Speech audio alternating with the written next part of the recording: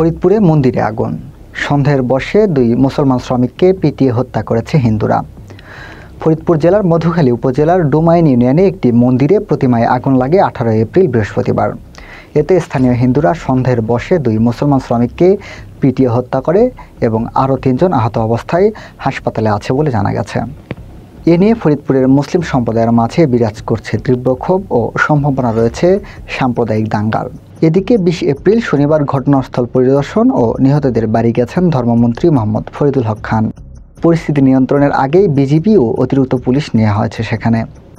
পরিস্থিতি থমথমে হলেও আমাদের নিয়ন্ত্রণে, তদন্ত চলছে, অপরাধীদের চিহ্নিত করে আইনের আওতায় আনা হবে বলে গণমাধ্যমকে জানিয়েছে জেলা প্রশাসক কামরুল আহসান তালুকদার। জেলা প্রশাসক জনাব তালুকদার শনিবার দুপুরে বিদেশি গণমাধ্যম বিবিসির সাথে এক আলাপকালে বলেছেন, মন্দিরটিতে বৃহস্পতিবার সন্ধ্যায় সন্ধ্যাবাতি দেওয়া হয়েছিল। পরে প্রতিমায় আগুন ও দুজনের হত্যার ঘটনা ঘটেছে, কিন্তু আগুন কারা লাগিয়েছে সেটি জানতে তদন্ত চলছে। এর মধ্যেই 10 জনকে আটক করা হয়েছে। তবে সন্ধ্যাবাতি থেকে মূর্তির গায়ে আগুন লাগতে পারে বলে ধারণা করছেন কেউ কেউ। যে দুই ভাই মারা গেছেন তারা হলেন মধুখালীর নওয়াপাড়া ইউনিয়নের শাহজাহান খানের ছেলে আশরাফুল খান ও তার ভাই আসাদুল খান। শুক্রবার তাদের দাফন সম্পন্ন হয়েছে।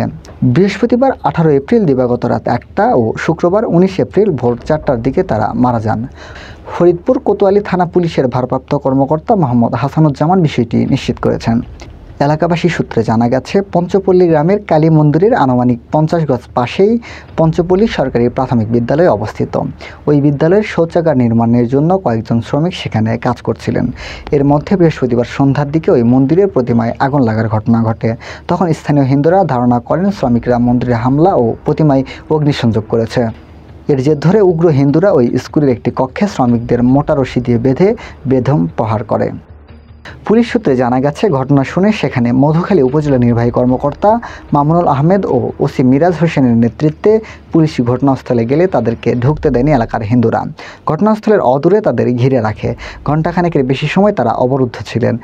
এরপর ফরিদপুর পুলিশ লাইন্স, রাজবাড়ী পুলিশ লাইন্স, মাগুরার শ্রীপুর থানা ও ফরিদপুর থেকে র্যাবের সদস্যরা গিয়ে ফাঁকা গুলি ও সাউন্ড গ্রেনেড ফাটিয়ে ঘটনাস্থলে প্রবেশ করে।